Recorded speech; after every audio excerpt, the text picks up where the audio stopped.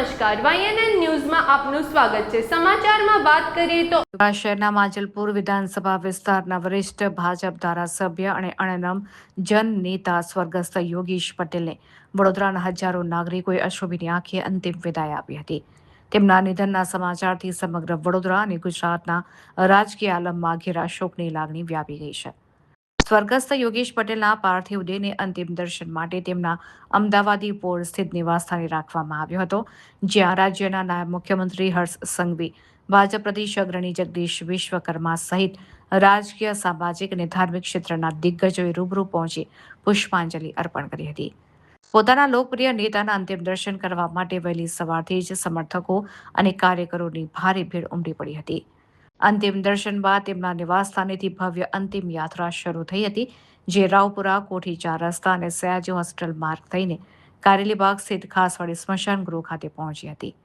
અંતિમ યાત્રાના સમગ્ર રૂટ પર વેપારીઓએ સ્વેચ્છાએ પોતાના ધંધા રોજગાર બંધ રાખી આદર વ્યક્ત કર્યો હતો, જ્યારે હજારો નાગરિકોએ માર્ગો પર પુષ્પવર્ષા કરીને યોગેશભાઈ અમર રહોના નારા લગાવ્યા હતા। ખાસવાડી સ્મશાન ગૃહ ખાતે ધાર્મિક વિધિ વિધાન સાથે તેમના પાર્થિવ દેહને અગ્નિદાહ આપવામાં આવ્યો।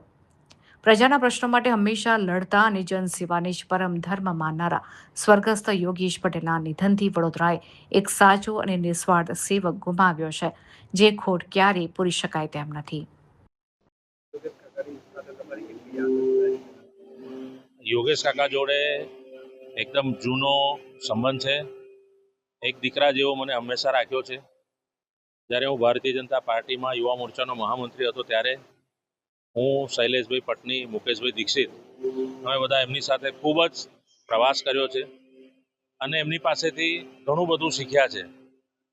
જે સરળતા અને કામ પ્રત્યેની પોતાની નિષ્ઠા અને જે કાર્ય હાથમાં લો એ પૂર્ણ ન થાય ત્યાં સુધી અવિરત એના પર અડેલા રહો, એવી ઘણી બધી બાબતો છે।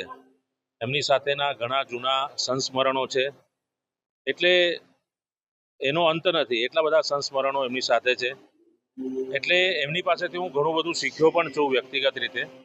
અને આજે અમારાથી વિદાય લઈ રહ્યા છે, ત્યારે સ્વાભાવિક રીતે મારા વ્યક્તિગત બહુ મને ખોટ પડવાની છે, કારણ કે કહી ના શકાય એવો એમની સાથેનો એક અનેરો નાતો હતો।